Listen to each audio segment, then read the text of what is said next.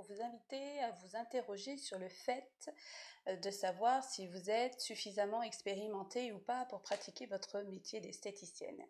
Je m'explique.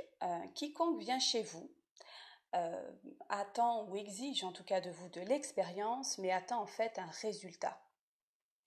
La cliente qui est très exigeante devra donc avoir à la suite de son soin ou de ce qu'elle sera venue chercher un résultat plus que parfait, ça c'est une évidence.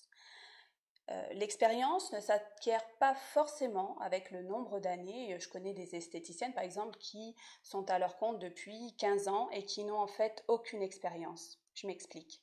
Si vous travaillez, mettons, depuis 10 ans, de la même manière que ce que l'on vous a appris à l'école, il y a fort à parier que vous êtes passé à côté de l'essentiel de votre métier, c'est-à-dire servir les autres.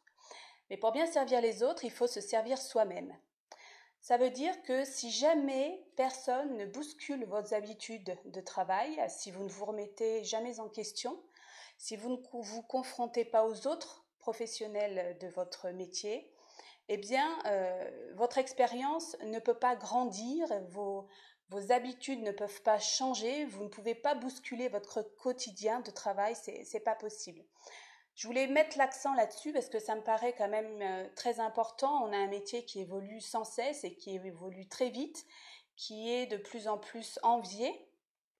Et beaucoup de professions dans le milieu de la beauté, en tout cas, essayent, on voit bien depuis quelques années, de nous piquer quelques-unes de nos techniques et d'essayer de faire venir à eux notre clientèle puisqu'ils voient qu'il y a un réel marché. Vous devez donc, puisque vous en avez les moyens, être les premières à être performantes, à être formées et donc à acquérir de l'expérience. Voilà, j'espère que ça permettra un petit peu de vous questionner sur vous. Comment vous voyez votre avenir en tant qu'esthéticienne? Comment vous voyez vos expériences? Quel genre d'expérience vous faites? Et quelles sont celles que vous allez faire à la suite de ça? Voilà. Bonne journée à vous.